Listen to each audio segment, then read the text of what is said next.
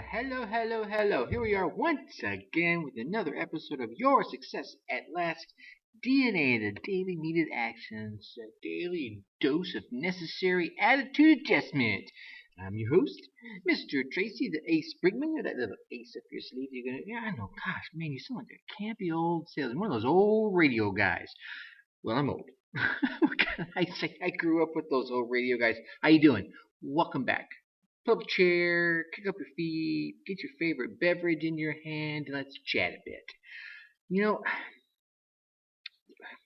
well, I just had a brain fade. How about that? I just popped my mental clutch. We all go through tough times, challenging times, and sometimes even those super exciting times can be a little bit challenging to cope with. Things are coming at you a million miles an hour. I was watching an episode of Lost. Oh my God. I hadn't watched it when it was originally on, and someone said, "Hey, you got to try it out." So I was checking it out, and they were showing the episode when Hurley won the lottery, and then all this stuff started happening to him. You think, oh wow, how great it would be to have all that money, but there was a whole set of pressures that he had to cope with. And if you've watched the show, you know what I'm talking about. If you haven't, I'm not going to give it away. You just go enjoy it. And so I want to chat a little bit with you today about coping. Some techniques about helping with your coping skills, right? And really, I think the underlying story here is to help you realize your untapped potential and all that promise you have lying inside you. But before we go there, today's question. Do we know what it is? Do you? Are you a first timer? If you're a first timer, I ask a different question every day of the week. My premium members get it 5 days a week. My folks like you, if you're the first timer, I'll put an episode or two out during the week for free for everyone to consume and enjoy, get a feel for what I'm all about. A little craziness, a little zaniness, a little happiness, a little tip. But today's question on Thursdays we always ask, what do you really want? What you want? I'm sorry. I know I can't sing. Tracy, don't do it, okay? No, but really, what do you really want? What do you want out of life, right? What is your life's goal? What is your major definite purpose, as Napoleon Hill used to put it, right? What do you really want? You want a new car? Want a new house? New mate? A new career? A job, right? Whatever it is, what do you really want? You can just, you can taste it, right? When you think about it, yeah? I want you to think about that question, because if you're not thinking about that question, guess what? You are not going to get it. And that was really good English, wasn't it? You are not going to see it happen. It's not going to come true because you're not focused on it, ladies and gentlemen. And some of the things we're going to talk about here might help you with that. Actually, not might. They can help you with that. They will help you with that. But one last gratuitous thing here. I don't know. That wasn't even a good word. Shameless plug. How about that? Doing the 50-mile ride. Actually, there are folks doing a much longer version. I think they're doing a 25, a 50, a 75, and then there's one for 125. So I kind of jumped in the middle there at 50. Raising money for a cure for cancer, the Pelotonia. If you would, I'd appreciate it. Give $1, give $5, give $100, whatever you want to give. Give 50 cents. I don't care. Go to pelotonia.org /Tracy Brinkman and help me raise the money for those folks. I certainly appreciate it. And I know they would too. The organization I'm writing with actually was able to raise $8 million last year. How awesome is that? Anyway, moving on. So, if you're like me, you've found yourself in that moment where you're like, oh, dude, I can't deal with this. I can't cope with this. I don't have the strength to deal with this. There's just too bloody much going on. Or any of these other self-doubting declarations, right? You've said them. Go ahead, nod your head. I know. Okay, well, maybe not you, but that guy over there, him. Yeah, him. He said it a few times, yeah?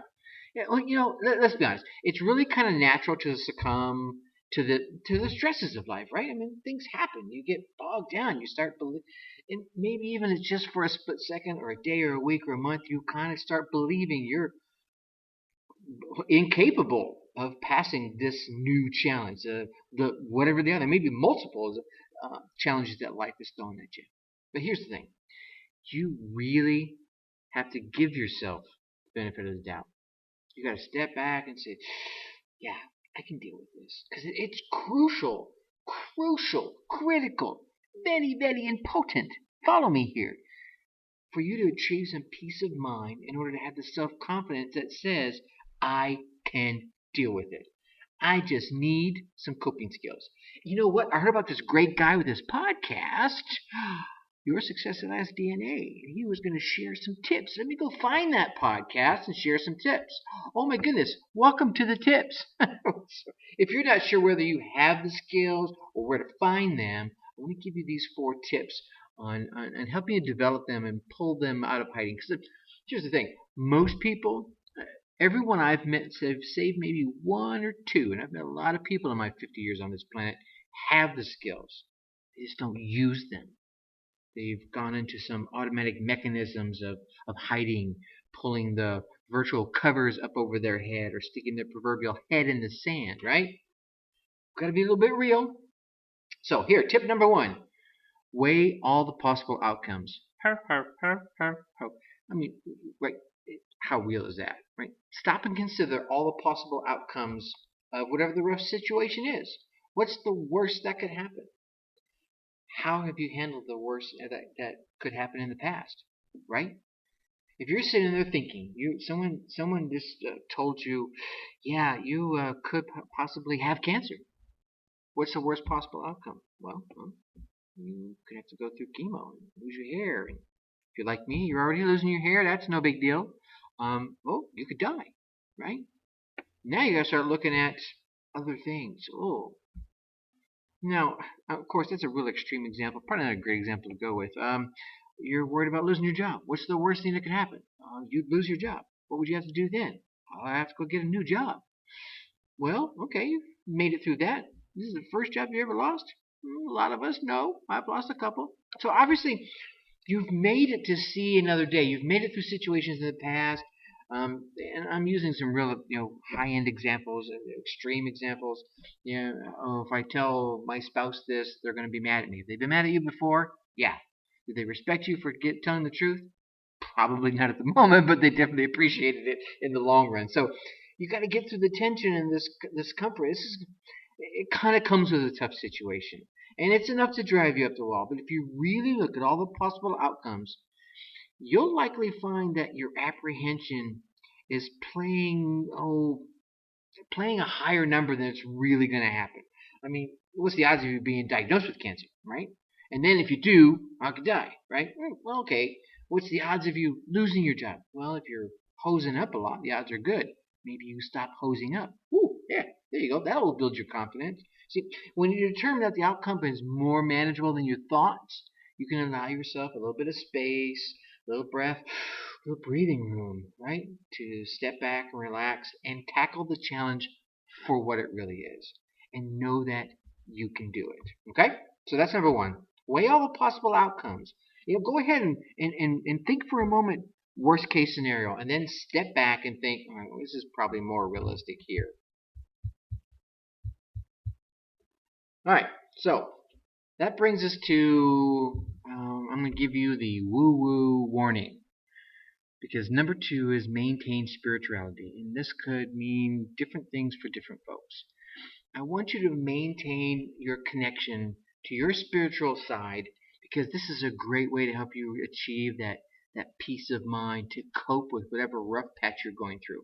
And spiritual for you could be God. It could be Allah. It could be Muhammad. It could be, Buddha. It could be Mother Nature. It could be whatever entity you believe in. It could be just believing in yourself, okay? Or the vastness of the universe, right? Whether your spirituality is tied to religion, yourself, or self-help, you're likely to be able to achieve some inner peace, right? And sequentially weigh situations with far more clarity, as long as you maintain some level of calmness, inner peace, right? That's spirituality. And if you're so inclined, pray. Pray for some strength, right? Pray for the strength to deal with the tough situations that's coming to you, and get a little peace from that. If you're so inclined, practice meditation. If you've never tried it, try it. What the heck? It may help you. And if it helps you, how cool is that? And it's free. Hello, right? I mean, a lot. I use meditation. It really is a great stress reliever. It gives you some mental space, some mental clarity, and allows you to step back and really kind of look at your challenges from a different perspective, and help give you, I don't know, help keep you connected with your spiritual side, right? Whatever your spiritual side is. Could be going to church. That could be your meditation, right? Number 3, I want you to maintain a positive outlook. Oh, Tracy, I knew you were going to go here. Gosh darn it. You know what's happening? You don't seem to understand what's going on in my world. There's no way I can be positive about it. Well, here's the thing. Success in life is based less on the situations you face and more on how you deal with them. There it is. I said it. All right, I just threw it all out there on the floor for you. Success is not based on what you've been through. It's what you do with what you've been through. Because there are probably 8 million people who have faced what you're about to face, whatever it may be. Losing your job, losing your spouse, getting cancer, whatever it is, right? Having to go to court for a speeding ticket, facing jail time, whatever it is. Your outlook can go a long way in helping you deal effectively with the challenges. There it is, right? In fact, here's the thing. A positive attitude can even reduce your insurmountable hurdle into a minor distraction. Oh, wait a minute. Now you've gone too far, Tracy. Here's the thing. If you're looking at all these possibilities, all these worst case scenarios, and you are focused on the negative, you are going to miss possible solutions. You are. Because while you're so focused on the negative, you say, oh, that's not going to work. This is going to be so bad. A positive solution will be sitting right there dead in front of you, and you're so focused on the negative that you're not going to see it. So trying to even if you just make conscious efforts to try to maintain a positive outlook, try and remain positive. Here's a positive aspect of it. Here's one way it could go. Then you'll start seeing some solutions, and those solutions will give you hope, and that hope can help build your self-confidence. And it kind of spins, right? You feel that spiral upwards as opposed to the spiral downward. There you go. All right. So the last one. Maybe I'll give you a little woo-woo warning here too, right? Believe in self-actualization. I want you to believe in yourself. Who are you? Really? Who are you? Go ahead and tell me. Yeah. Okay. Take a few. I know. I could really hear you, right? I got 3,000 people talking to me all at once. I heard them all. No, but seriously, I want you to take a few moments, when you're finished listening to this, and really be honest with yourself. What makes you tick? What gives you the true sense of achievement? Ooh, yeah, I'm feeling good. What makes you puff up your chest and hold your chin up high, right? What is it that you rush home to tell your significant other about? Man, guess what I did today, right? See, if you're able to accurately define yourself, then you can achieve just about anything you can honestly think you're capable of. See, if you believe that you're made with skills, then you can get things done. So, who are you? What makes you tick? You've got to believe that you're made of the skills that you need to get through the trials you have in front of you, right? See, it's easier to think, to cope with, how do I want to say this? It's easier than you think to cope with unfavorable situations. But you're looking at it. So, oh man, here's all the possibilities that can happen, and it starts you on this downward spiral, and you miss all the positive solutions, and you disconnect from your spirituality, and you got this negative outlook, and you forget about who you are, and what your values are, and what makes you tick, and all the great things you've done. See, you have so much untapped potential and promise that it's really time to rely on it right now for whatever it is you're going through. See, as you start practicing these techniques and any other ones you don't just listen to me and say, oh, wow, those are great. Let me go try them, right? Okay, well, do that. But then try some other people's stuff. Google it. Right? There's lots of information out there. You'll realize that you really are innately more powerful than you ever realized before.